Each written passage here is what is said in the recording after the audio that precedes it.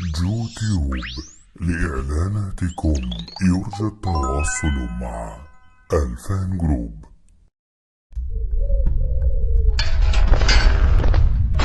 لا والله ما حكم عسكري. الرأي العام في مصر بيتشكل بالآلاف. وايام مرسي كانوا بيتكلموا، لكن ايام السيسي بيتكلموا.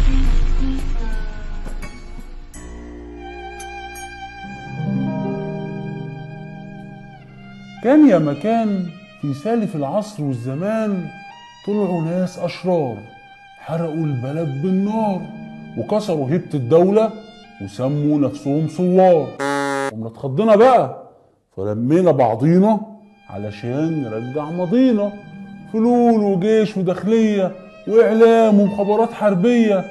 مسكنا بعض جامد وفوضنا بطل واحد وقمنا ملبسينه التاج، فقالوا عليه هاشتاج. قلنا هاشتاج هاشتاج، المهم ما يبقاش محتاج، وطالما شلنا الاخوان اكيد هنعيش في امان. وإذ فجأة واحنا تمام طلعنا احنا واخدين خازوق يا اخوانا. تراجع في التعليم والصحة والبنية التحتية وزيادة في معدل البطالة والفقر. فاحنا داخلين على ازمه اقتصاديه طاحنه، يعني احنا تعبنا من الخزوقه بصراحه. سد النهضة بدأ حجز المياه عن مصر.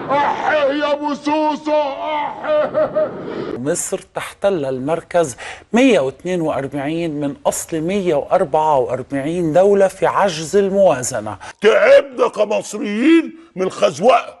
انت بنرفز نفسك ليه؟ يعني انا كمواطن مصري ما اشتكيتش ليه؟ عشان انا مأهل نفسي ان احنا لسه في اول 60 سنة حكم عسكر.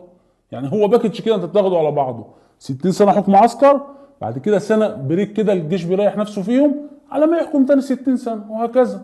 انت بتسميه خازوق، دي مشكلتك انت، لكن احنا كشعب مصري مبسوطين جدا، خدنا سنة راحة، عايزين ايه اكتر من كده؟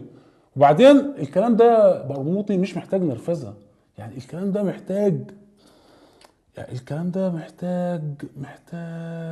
الكلام ده عايز افكار مبدعه، عايز افكار مبدعه. لا بقى لو على الافكار المبدعه فاحنا في مصر، احنا عندنا كوادر في مصر يعني بتخش الحمام كده بتطلع بالفكره، عندنا افكار نقدر نبهر بيها العالم. حان الوقت لننير العالم بإبداعاتنا. من بين 5600 فكرة مبدعة اخترنا لكم 4 أفكار مبدعة. اختيروا بعناية فائقة. الإبداع الأول الشحاتة.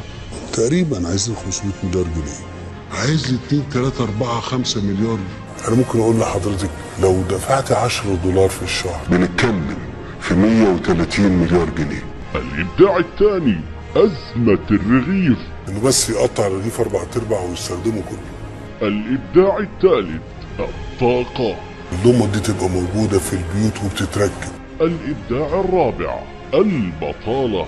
دبرت في خلال شهر ولا حاجة 1000 عربية.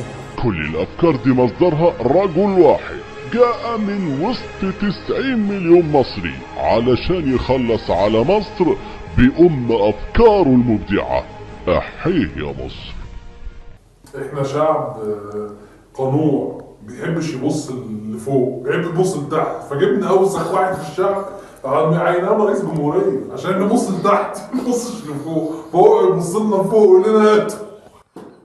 هو هاتوا ليه؟ غبي ما يعرفش. طيب نرجع تاني للموضوع. يعني بصوا يا جماعه، بعيد عن الافكار القلش دي كلها، بس خلينا نبص لنص الكوبايه المليان. احنا شعب ذكي على فكره، بدليل ان احنا جبنا اغبى واحد وعملناه رئيس جمهوريه.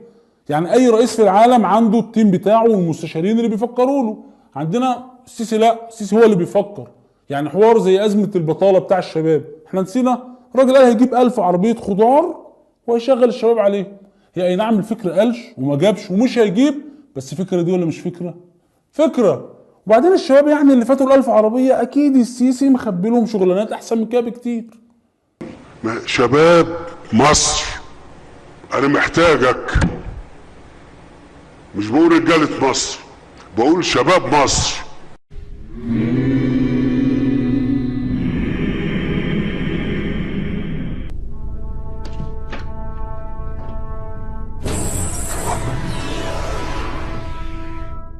كمال الجنزوري رجل المهام الصعبة الذي ردد اسمه بين سياسيين لمنع تسلل عناصر الإخوان إلى البرلمان.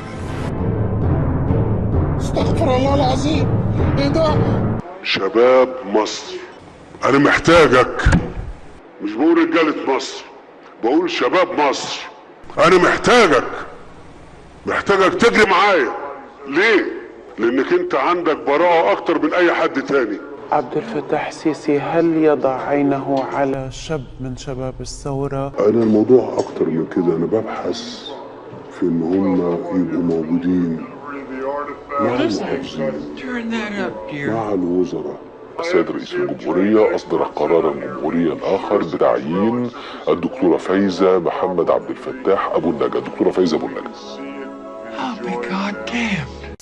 الراجل محظوظ برضه يا جماعه، يعني هيجيب شباب منين؟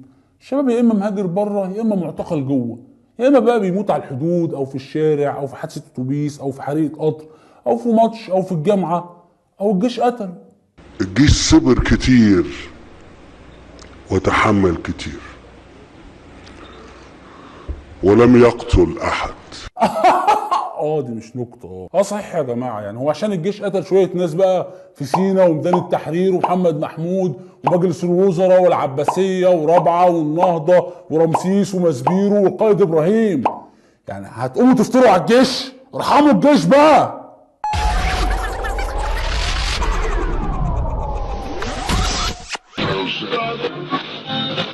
الجيش صبر كتير ولم يقتل احد. تعبنا كمصريين من الخزوقه، انه بس يقطع الرغيف 4/4 ويستخدمه كله. دبرت في خلال شهر ولا حاجه 1000 عربيه. رجل واحد جاء من وسط 90 مليون مصري علشان يخلص على مصر بأم أفكاره المبدعة.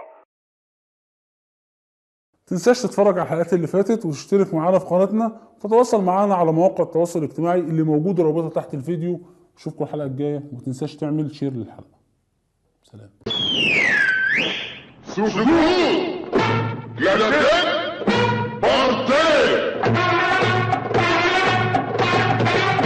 لازم نعترف ان احنا اتهزينا.